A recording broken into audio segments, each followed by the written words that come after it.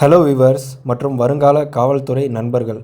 So TNUSRB Tamil Nadu சீருடை பணியாளர் தேர்வாணையம் ஆல்ரெடி இந்த வருஷத்தில் நோட்டிஃபிகேஷன் வெளியிட்டு எழுத்து தேர்வுக்கு ஆல்ரெடி ஒரு டேட் அனௌன்ஸ்மெண்ட் பண்ணி கோர்ட்டில் நடந்த சில கேஸ்னால் பார்த்திங்கன்னா அந்த எழுத்து தேர்வு இன்னும் தேதி அறிவிக்கப்படாமல் இருக்குது.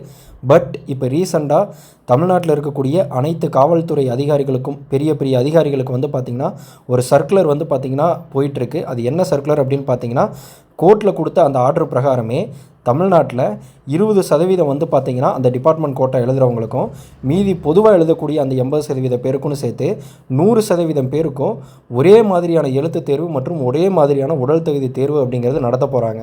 ஸோ இதுக்கு முன்னாடி எப்படின்னு பார்த்தீங்கன்னா 80% அந்த பொதுவாக எழுதக்கூடியவங்க அந்த எழுத்து தேர்வு தனியாக எழுதுவாங்க. அவங்களுக்கு கொஷின் பேப்பர் வேறு மாதிரி இருக்கும். ஸோ அவங்களுக்கு பார்த்திங்கன்னா ஜென்ரல் நாலேஜ், சைக்காலஜி இந்த மாதிரி இருக்கும். ஸோ டிபார்ட்மெண்ட் கோட்டாவில் எழுதுகிறவங்க பார்த்திங்கன்னா அவங்களுக்கு லா கொஸ்டின்ஸ் அதிகமாக இருக்கும். ஸோ 2 பேருக்கு டிஃப்ரென்ஸ் இருக்கும், ஓகேவா? ஸோ அவங்களுக்கு சட்ட கேள்விகள் அதிகமாக இருக்கும் இப்போது டிபார்ட்மெண்ட் கோட்டாவில் எழுதுகிறவங்களுக்கு.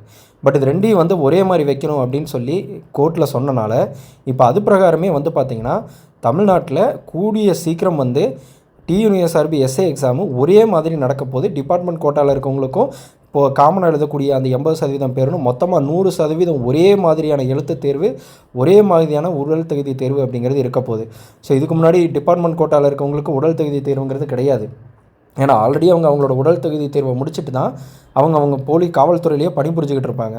அதுவும் இந்த தேர்வு எழுதுறதுக்கு அவங்க டிபார்ட்மெண்ட் கோட்டாவாக இருக்கணும் அப்படின்னா மினிமம் சர்வீஸ் இத்தனை இயர்ஸ் பண்ணியிருக்கணுங்கிற க்ரைட்டீரியாலாம் இருக்குது. ஸோ அதை தாண்டி தான் பார்த்திங்கன்னா அவங்க அந்த எஸ்ஐ எக்ஸாம் எழுதுறதுக்கு எலிஜிபிள் ஆவாங்க.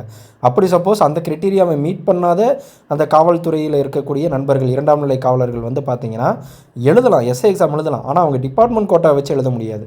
நார்மல் காமன் கோட்டாவில் அப்ளை பண்ணி அவங்க பார்த்திங்கன்னா எழுதலாம்.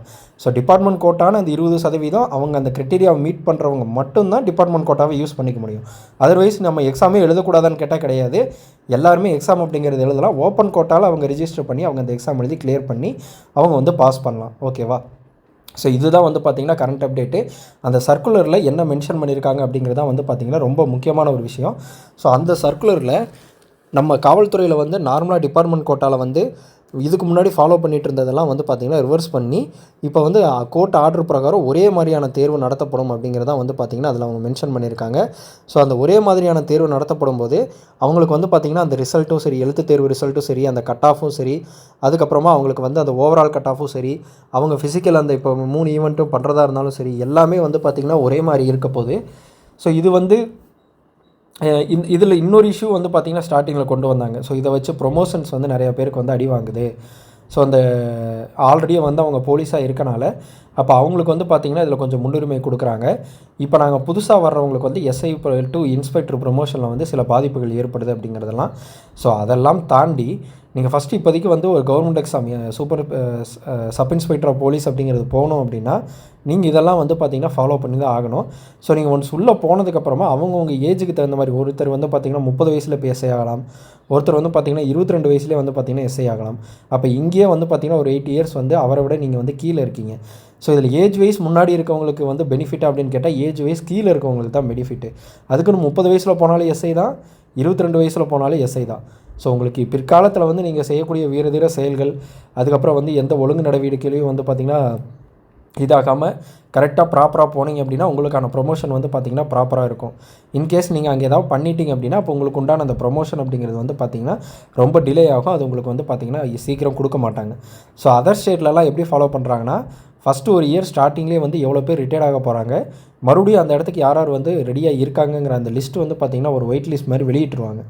ஸோ அதுக்கப்புறம் பார்த்திங்கன்னா ப்ராப்பராக போயிட்டுருக்கும். பட் இங்கே பார்த்திங்கன்னா அந்த மாதிரி நம்ம ஃபாலோ பண்ணுறதில்ல. பட் ப்ரொமோஷன் அப்படிங்கிறது பார்த்திங்கன்னா போயிட்டே தான் இருக்குது. அதில் ஒரு சில கேஸுகளும் பார்த்திங்கன்னா அப்பப்போ பதிவு செய்யப்பட்டுட்டு தான் இருக்குது. ஸோ அந்த மாதிரி ப்ரொமோஷன் எனக்கு இன்னும் கிடைக்கல, அந்த மாதிரிலாம் பண்ணுறதை பார்க்க முடியும். பட் அதெல்லாம் தாண்டி இந்த எழுத்து தேர்வு கூடிய விரைவில் நடக்க போகுது. அதுக்கு காவல்துறையில் இருக்கக்கூடிய அந்த டிபார்ட்மெண்ட் கோட்டாவுக்கு ப்ரிப்பேர் பண்ணிகிட்டு இருக்கக்கூடியவங்க அவங்கள தயார்படுத்திக்கோங்க அப்படிங்கிற அந்த சர்க்குலர் தான் பார்த்திங்கன்னா போயிட்டுருக்கு. ஸோ நீங்கள் எந்த அளவுக்கு நீங்கள் கூடிய விரைவில் ப்ரிப்பேர் பண்ணுறீங்களோ, ஆனால் மினிமம் பார்த்திங்கன்னா ஒரு 2 மந்த்ஸாவது கேப் கொடுப்பாங்க. இப்போ பார்த்திங்கன்னா இது செப்டம்பர் மந்தில் இருக்கும்.